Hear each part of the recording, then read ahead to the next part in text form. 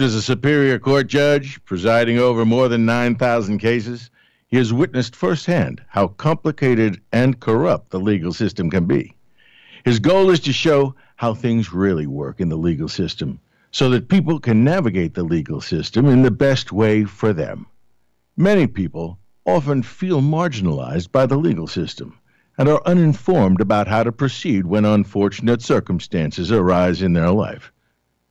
Judge Herb will pull back the curtain, lift the veil, so people can truly understand their rights, have access to top legal personnel that they can trust, and have knowledge about how things work so they can make better choices. Judge Herb isn't just knowledgeable. His integrity and spiritual values are truly what make him different. He cares about democratizing access and information for all and desires to turn on the light so the people, you, can benefit. For more information, email the judge at askjudgeherb@gmail.com. That's askjudgeherb@gmail.com.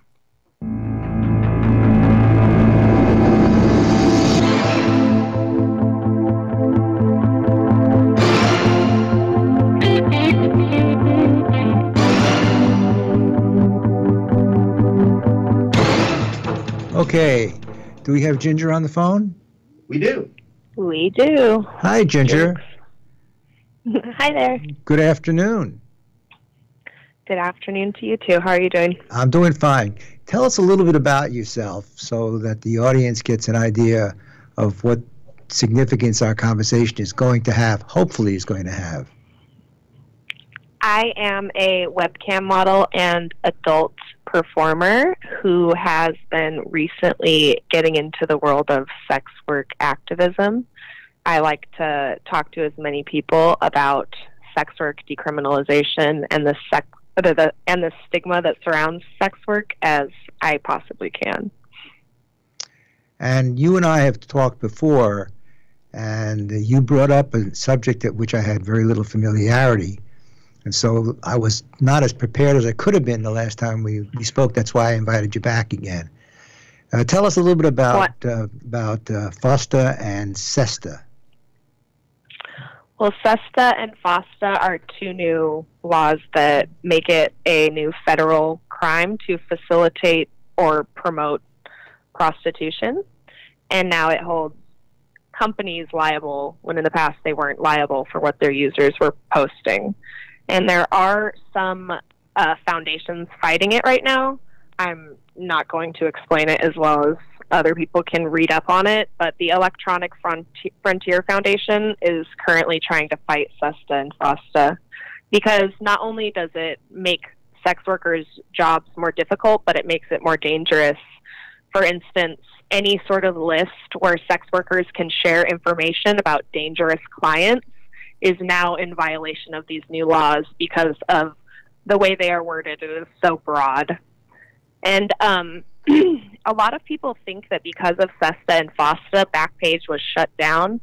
And in reality, Backpage was shut down before SESTA and FOSTA before Trump ever signed it. They were actually charged with conspiracy, money laundering, and violation of the Travel Act.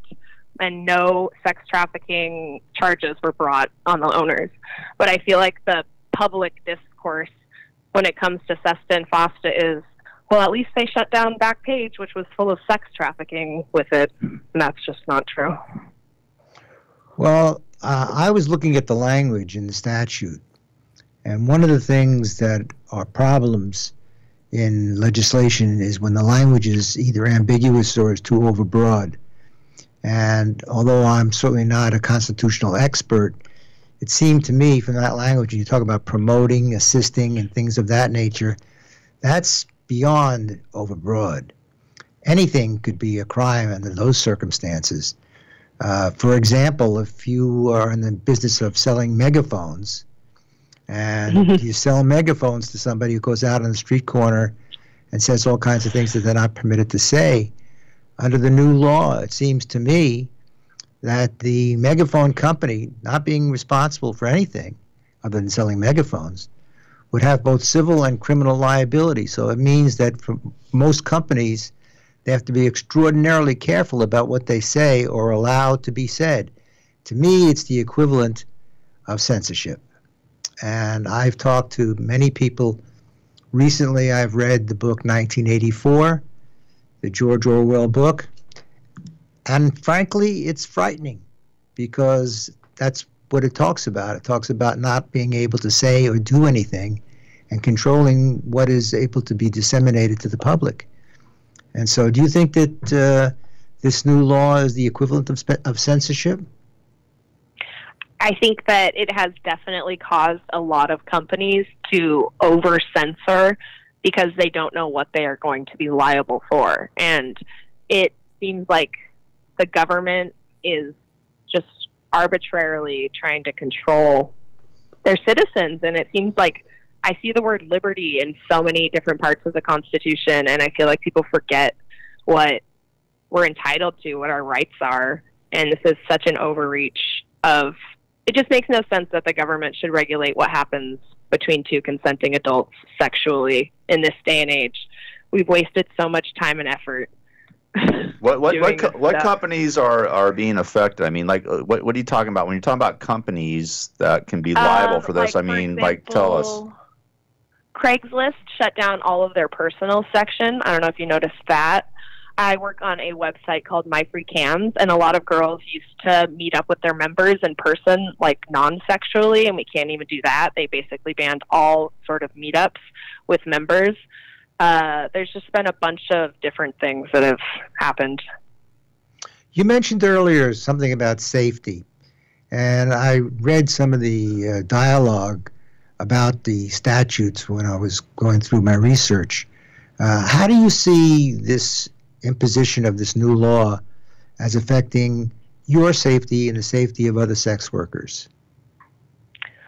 Well, like I mentioned before, there's a lot of lists that sex workers used to go to that traded information about clients, specific instances that had happened, just any sort of sharing information with sex workers is now illegal and was taken off of the internet overnight.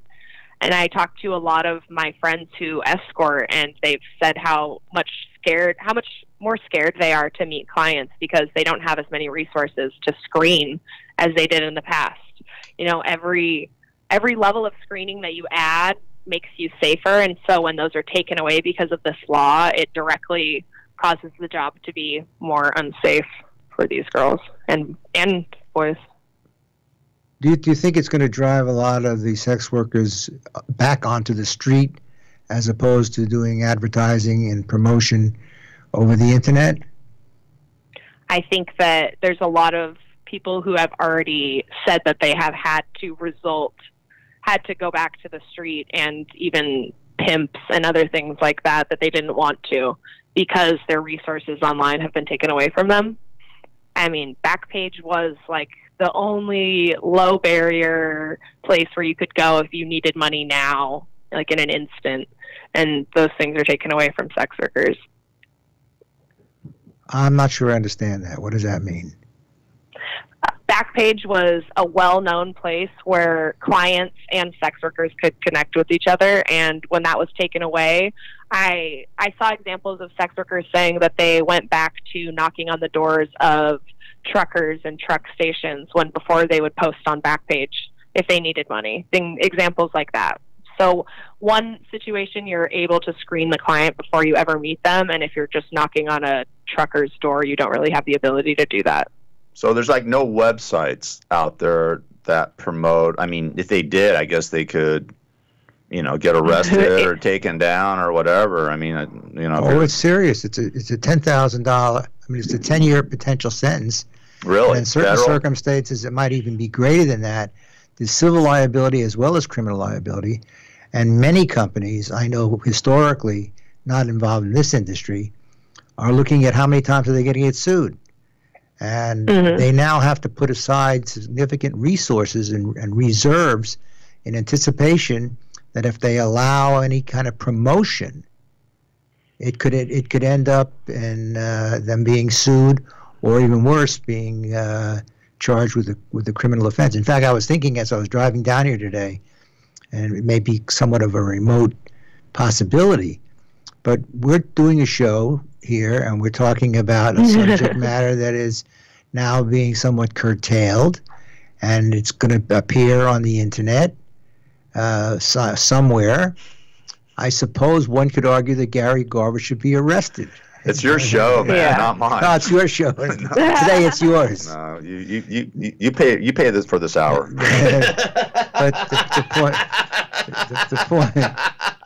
But the point really is, I'm not going there, Gary. That was good. The point really is that one of my big complaints as a litigator and as a bench officer is when you have language that is so overly broad.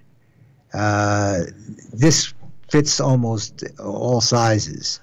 And my concern is that people will become much more chary, much more concerned about what they do and what they say, and that's the equivalent of censorship. I don't understand why anybody cares. I mean, that's my main point of this whole thing with prostitution and stuff. I mean, this has been going on for thousands of years.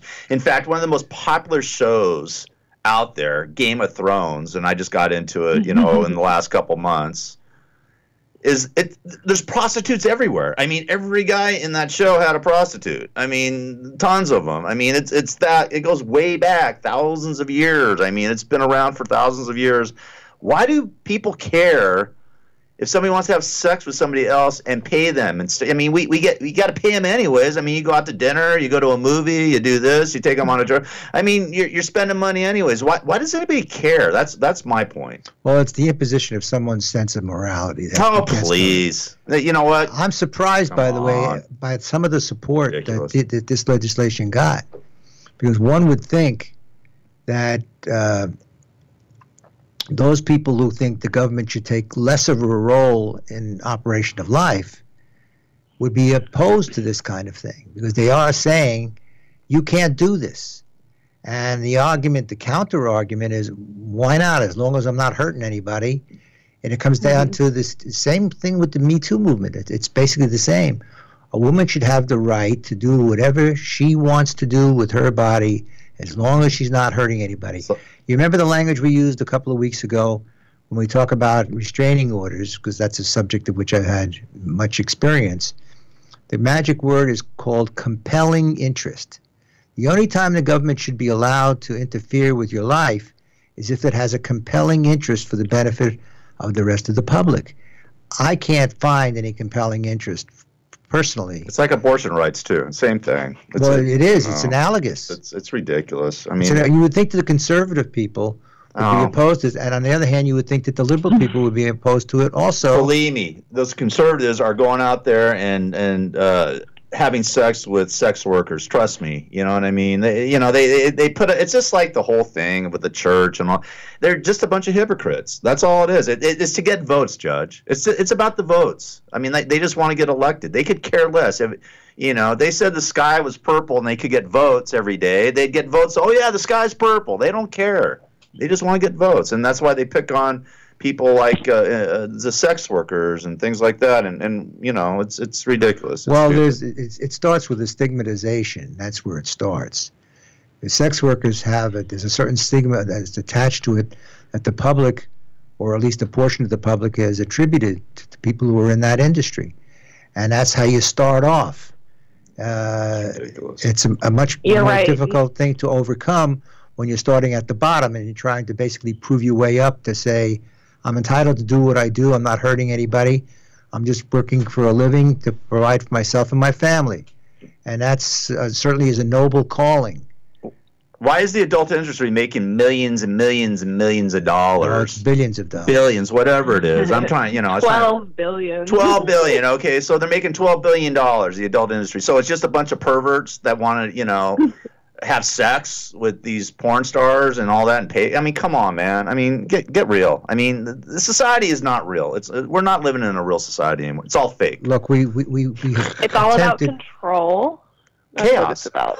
Look, if you want to look back at the 18th Amendment to the United States Constitution, which I think I told you off the air, I actually read it, the whole 9 yards. It's very complicated. Must have been bored that day.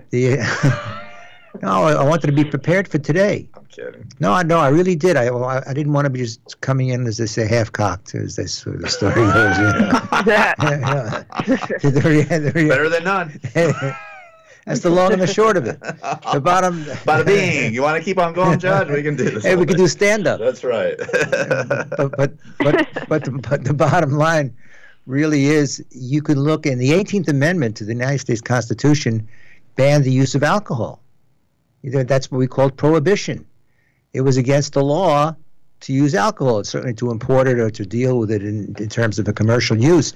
And yet the 21st Amendment took it back. It repealed prohibition. That's how screwed up the Constitution is. Well, there's laws on the book now against bookmaking, but I'll bet you tonight a lot of dough is going on Virginia and Texas Tech. Try billions of dollars, probably. Lots of dough. Of course. It's all illegal. Well, now it's federal. No, it's federally legal now to bet. Certain places. Yeah. But you can't go to a local bookmaker because they're not allowed to do that. Oh, really? Look, at bookmaking is still on the books. Oh, I did not know that. Okay. Well, see, there's a lot of things you don't know. Who said I knew anything? But go ahead. Anyways. Well, the reality is that this is an effort from looking at it as a disinterested neutral. Well, not so disinterested, actually. This is a government intrusion. No. And government intrusions, unless there's a compelling interest, using those magic words, shouldn't take place. Ginger, let me ask you a question. What would you like to see be done, or is there a movement to curtail this stuff or try to overthrow these stupid laws, or what? What's going on with that in the adult industry and with sex workers in general? There is a bunch of organizations fighting it in court right now, and we also have Decrim NY, which is very vocal and active, and I feel like they're holding a lot of politicians accountable and just not letting them ignore sex workers. So Decrim NY on Twitter is someone that I suggest people follow. And I feel like I already mentioned the Electronic Frontier Foundation, but they represent a bunch of different plaintiffs in their case.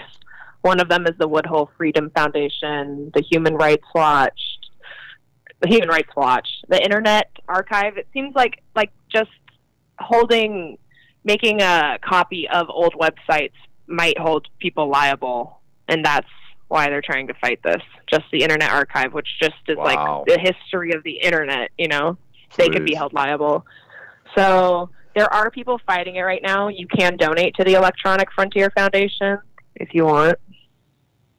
Yeah, this is ridiculous. I mean, what's going on here is just, I don't understand it. I mean, you're just, you girls are just trying to make a living, and guys too, but, you're just trying to make a living. You're not harming anybody. You're actually probably helping our society because there's so many crazy guys out there that can't have sex or can't get a woman that, at least you're taking care of that instead of them going out there and raping and murdering somebody because they can't get, I don't know. That was among my first thoughts, too, actually, when you talked about safety and protection.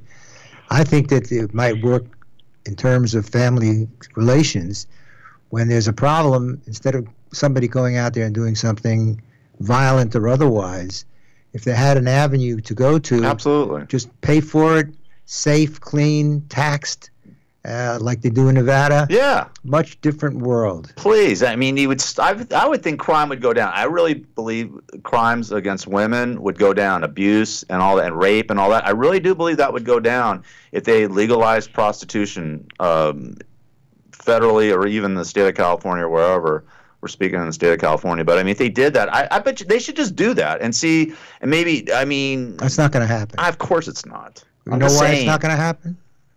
You said it before. Politics. The politics, of course, votes. That's it. It's sad. It'd be interesting to see what kind of senators or congressmen have been using sex workers over the years and not exactly talking about it. Well, maybe some of them will. Maybe somebody's going to come out and say so. There are politicians out there that do talk about it. I mentioned Alexandria Ocasio, fucking Cortez, however. Oh my God. Oh, you can't say that. Well, that's okay. They bleeped it. They bleeped it. I hope. Okay, good. Somebody should be listening. There are younger politicians out there who actually do talk and listen to sex workers and don't just push us to the sides. And so I feel like as there's a generational shift, things will start to change. I do believe that. I do think that the younger generation has a completely different view when it comes to sex work. I see it a lot, and most of my disagreements tend to be with older people. What are you talking about? Me and the judge are not old. No. Well, no, a lot of it is really intellectual. If you hone it down to the real issues of censorship and government control, an intellectually honest person would say clearly that the public interest is better served by allowing for freedom and the exercise of your rights, which includes your right to make a living, as opposed to the government stepping in and telling you what you can and cannot do. Again, who cares?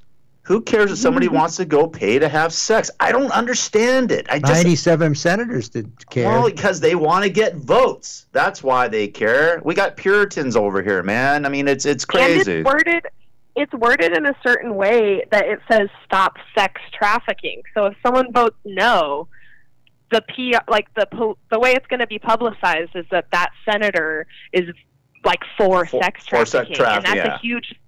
That's a huge fight that we have to start with. Is that I think so many people don't realize that women are sexual and they enjoy it, so they choose this industry. So many people think that we're all forced into it. I've had so many people just assume that there's someone behind me forcing me into it, and I can't be doing it on my own. And conflating sex trafficking with sex work does nothing to help people who are victims. Can I just say one thing, too? I'd say one thing. I interviewed probably over 500 to 600 adult stars, porn stars, during my time with the Howard Stern Show. And I would say 98% were not forced into doing it. I can't even remember one of them being forced into doing it, to tell you the truth. I mean, there probably might have been a couple, but you're not being forced into it. You like you said, Ginger, you enjoy having sex, you want to make money, and you like your body, and they like being on film, and it's their one way of doing it. It's their one way of showing their sexuality. Because of the stigma, I think so many people have been quiet about the fact that they're proud to do this work. So the only people they've heard from are those who have left the industry and are ashamed of it and hate it. Those have been some of the most vocal voices in the past, and just recently we're having so many intelligent, well-spoken, outspoken sex workers who are refusing to be pushed to the side and refuse to be viewed as victims when this is one of the most empowering industries. You do see your worth, and you don't accept anything less than it. Well, there's a public perception too. Just using the name porn star will conjure up certain thoughts in certain people. What are you laughing at, Gary? I'm thinking, when I hear porn star, I think great sex. Well, that's good promotion. Well, people rely on stereotypes if they're uneducated about something. I totally understand why people would rely on the jokes that they've seen made on TV and in movies. Like they know sex workers, but they don't know that they know sex workers because of all the jokes and all of the ways that we talk about them. So I feel like the more people are comfortable about it, the more they come out about it, the more that Hollywood listens to us and actually portrays sex workers in a realistic manner, the more that people will start to be on our side. It is a PR battle that we're fighting, and I understand that. And so, I'm excited though for the future. I really do have hope, and I think that we're going in the right direction. Have you talked to Harvey Weinstein about doing a movie with me or something like that? I mean, he's on your side. Oh, please, Judge. That's bad taste.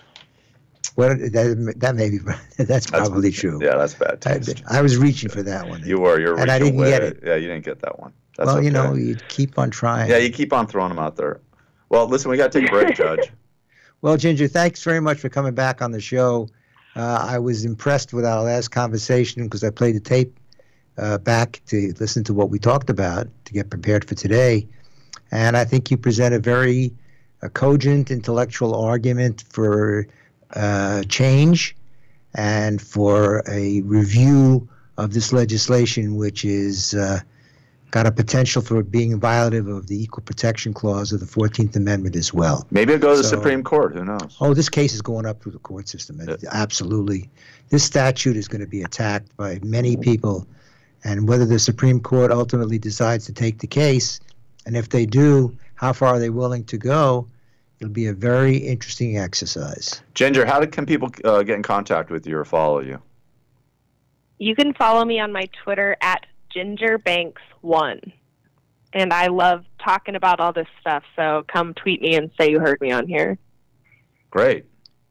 And you can tell people that you were on the show and they can hear what you had to say live. Oh, yeah, I've been tweeting about it all day yesterday and today that I was going to be on. Okay, well, thanks again for being on the show. And as this thing develops, we'll maybe talk again in the future. Keep fighting the good fight. You're doing good work. No, thank you both for talking to me. Like, this is so important, so I really appreciate it. Okay, now. Take care now. Take care. All right, cool. All right, thanks, Jennifer. All right, thanks. All right. Yeah, it's ridiculous. Why does anybody care about somebody else having sex? I'm more concerned with the government interference, and I took it very seriously when I was doing restraining order cases. Before you tell people what they can say and what they can do, you got to have a pretty good reason to do it. And this is not one of them, as far as I'm concerned, anyway. Yeah, I hear you. All right, we got to take a break. Okay? Yeah, why not? I don't know. Why not? You tell me. All right. We'll be back after this.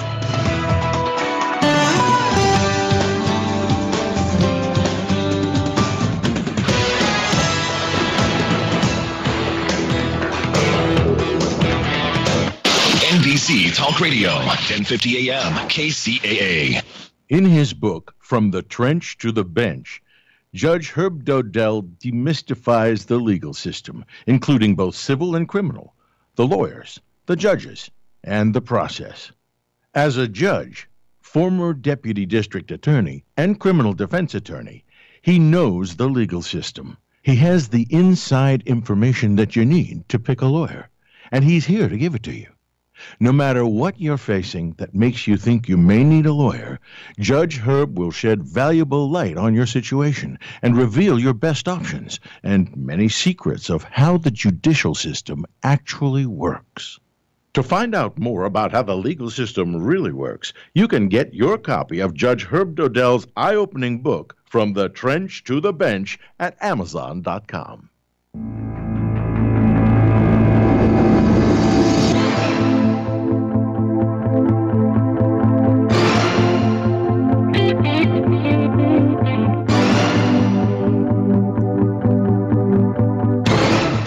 Okay, this whole issue of sex workers is just part of a very much larger subject.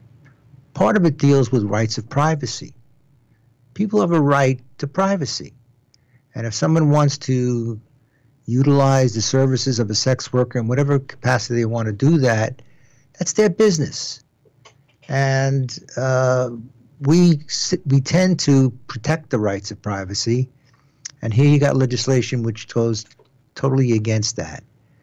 And we were talking the last couple of weeks about something called defamation, which kind of borders on a privacy issue.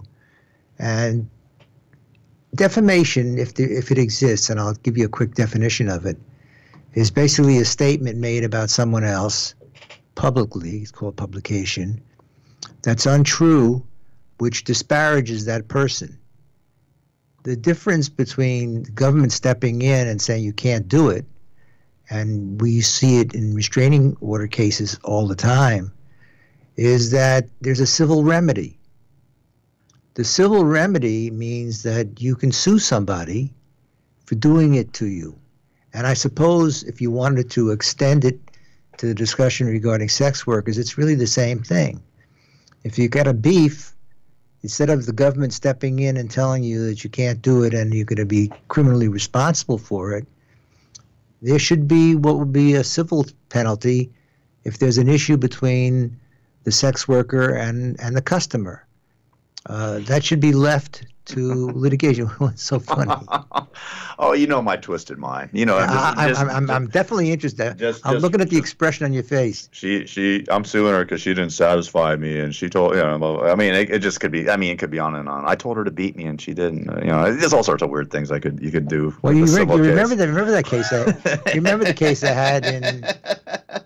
We were talking about in small claims court where the lady came in and said, when we were getting married, my husband wanted me to put in breast implants. And I didn't really want to do it, but I did it for him. Did he pay for them? And he paid for them. Yeah. What do you want them But back? now they're divorced. He wants them back. No, she wants to take him out. So what's the problem? She wants him to pay for it. Oh, she wants them to. Oh, okay. Well, So, what do you think the ruling was?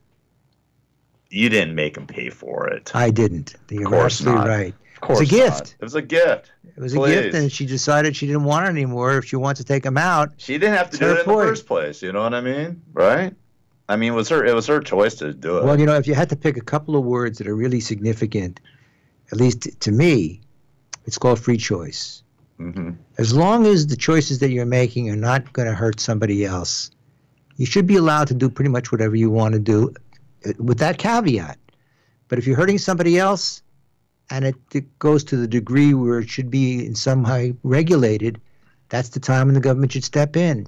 But otherwise, just like I was talking about the right of privacy, that's exactly what it is. You have the right to do and say and go wherever you want to go, as long as you're not hurting anybody. I don't know if you watched the show Billions. It's on Showtime. I did watch it. For the first year we watched it. Okay, well, it was. We even binged on it for a while. Well, I've been watching it. Okay, and I'm a big fan of Billions. So, just in this last night's episode, actually, Chuck Rhodes, who was running for Attorney General, if you watch the show, I did watch it. okay, then him and his wife are sadist masochists, right? Like he likes being beaten and tied up and whipped and all that by his wife, right?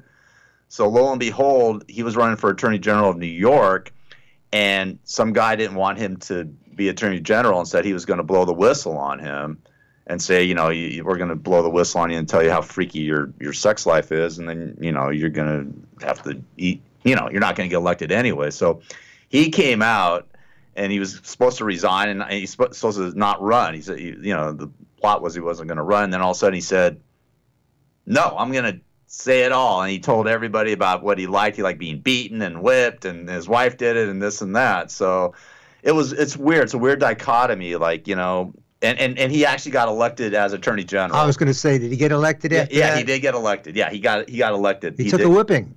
He took a whipping, but he did get elected Attorney General of New York in the show Billions. Not in the real life. Well, probably not in the real life. Look what happened with Elliot Spitzer. The guy was with a hooker. You had to resign. Yeah, but he was married. I think there's a difference. Listen, if you're a single guy and you're doing this stuff and you want to be with a hooker or you want to do this or that, that's one thing. But if you're married, that's a whole different ballgame. Even to me, that's a different ballgame. You shouldn't. Even as to you, you have some sense of morality involved. A little bit, yeah, I have a little bit of sense of morality of that because you're messing with your family, your wife, you're going behind her back. If you don't want it, it's like Clinton. You know what I mean? That's one of the reasons I didn't vote for Hillary Clinton, because she didn't have enough guts at the time to say, hey, you know what? I'm not going to take this, and I'm going to divorce this guy. Instead of doing that, she just kept on, I'm going to stand by him and this and that. Bill Clinton is a player. He's been a playboy. He has been his whole life. Okay, so how could I vote for a woman that I have no respect for? And that's why a lot of people like me, who hate Trump, didn't want to vote for Trump, would not vote for Clinton because that's a lack of respect. It's just like, it's phoniness. So, it depends. You think it played any role whatsoever in this last election? Yes, I do. I absolutely 100% do. Demographically, you think people said, I'm not going to vote for her because of? I think there was other issues, but I think that was one of the issues that they, like me, I just could not respect a woman that would allow her, husband to cheat on her, not just once, but over and over again, including in the White House, and then lie about it to the American public. And then they go on with this facade. This facade they've been going on with years and years and years. It's just a lie. Their marriage is a complete lie. And I couldn't vote for somebody like that. I've got. Listen, I don't care what people do. Like you said, I'm with you 100% about people doing whatever they want.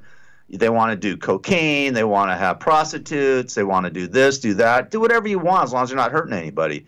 But if you're running for public office and you're putting up a facade, okay, and it doesn't exist, and I'm above this, and you guys are just peons, I'm not, I have no respect for you. Well, I have to tell you, I don't agree with you at all. I think it made no difference whatsoever in this election. Oh, well, okay. None. Just like it made no difference in the people who voted for Trump.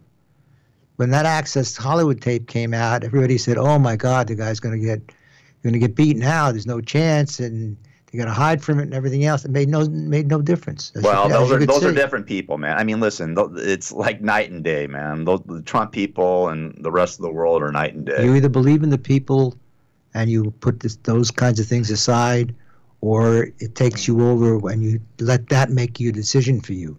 The fact of the matter is, you have to see who the people are as individuals. Yeah, well, I don't like phonies. I mean, at least Donald Trump, I mean, as much as you want to hate him or not like him, I mean, he's a phony, but he's a liar. He's not really a phony. He is who he is. He's a very abrupt, abrasive soul.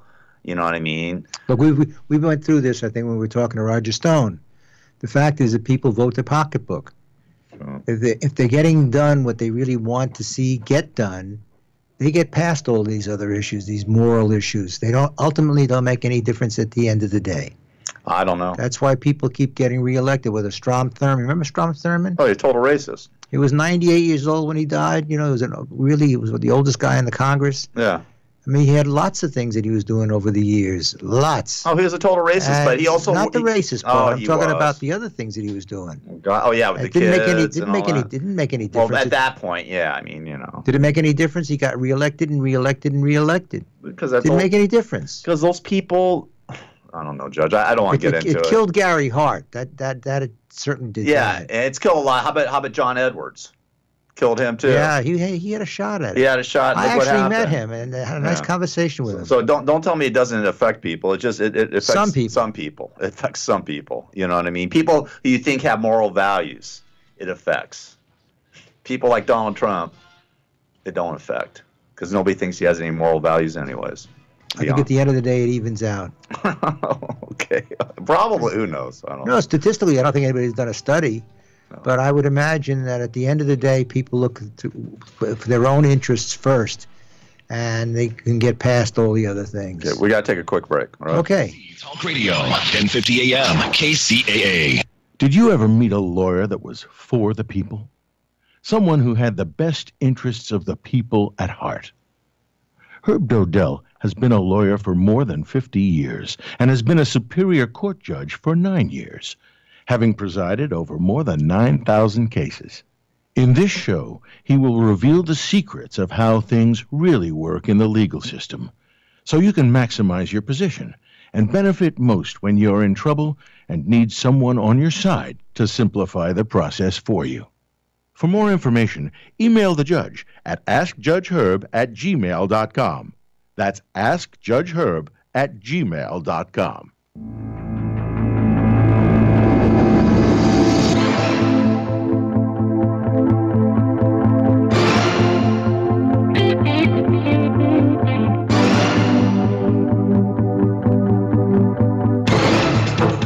Okay, you were asking me, Gary, during the break about FOSTA and SESTA.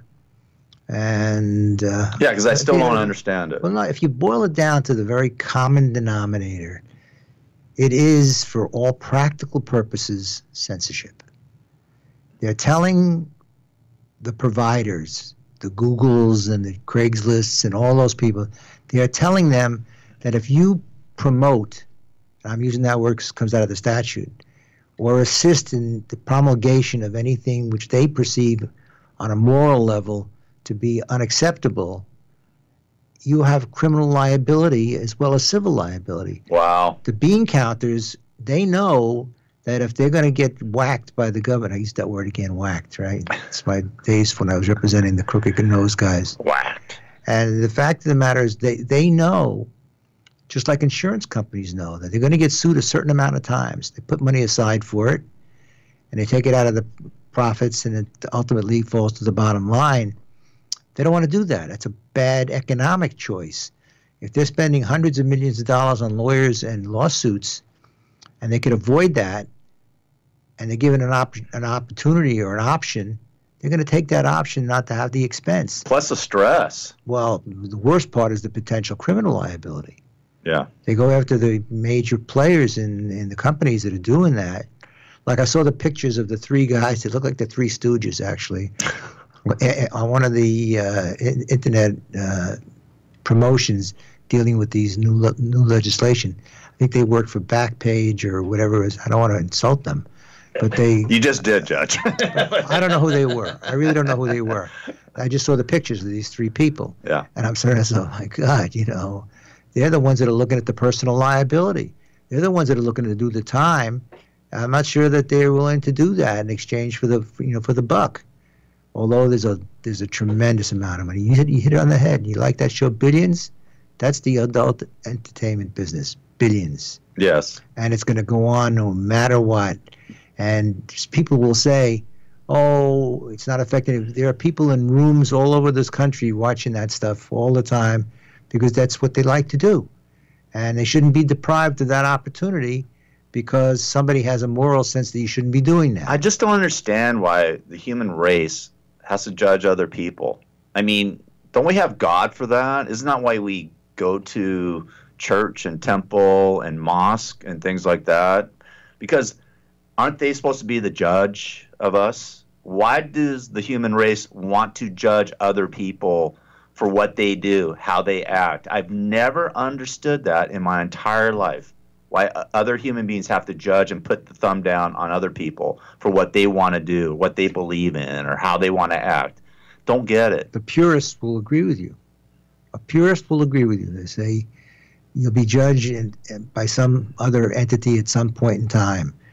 But we're here, and we have to make judgments about our own lives and our own sense of morality and our own sense of integrity. And we're given that option all the time. How tempting it is sometimes. I always talk about the lawyer that adds the extra quarter of an hour. Happens every single day. Or the doctor that does the unnecessary test because they want to get paid from the insurance company. We all do things in our own lives every day. We don't need anybody to judge us. We're judging ourselves. We're creating our own environment for which we have bearer responsibility. At the end of the day, you got to look back. There's a great, great movie. I love this movie called Defending Your Life. Yeah. I mentioned it before. It's with Albert Brooks and Meryl Streep. Seen that? Fabulous, fabulous movie. Talking about defending your life.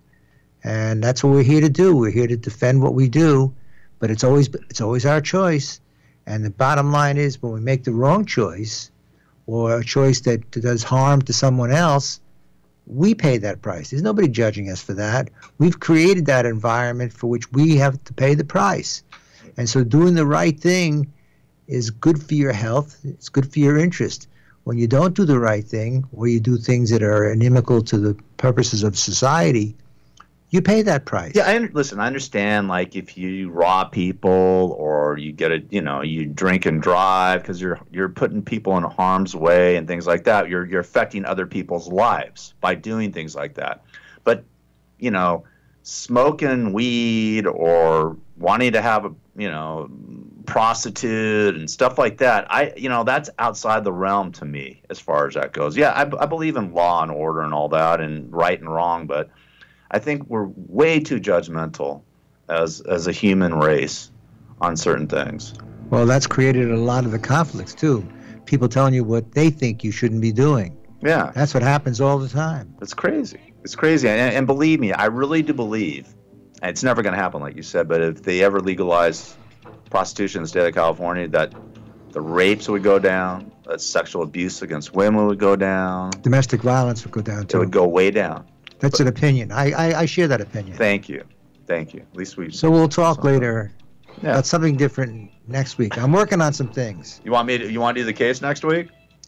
Yeah, maybe we will. All right. We're going to do a case next week, a real live case that was tape recorded in my courtroom.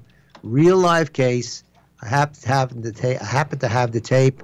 We're going to talk about the decision and what went on, and you'll hear the real deal. Okay, we'll do it next week. Okay. All right. Hey, if you want to get the judge's book, go to Amazon, From the Trench to the Bench. And also, if you want to ask the judge a question, hit him up at askjudgeherb@gmail.com. Yeah, you can weigh in on these subjects. We encourage people to participate. We're interested in your opinions, and I'll respond to them. Absolutely. All right, Judge. Great show.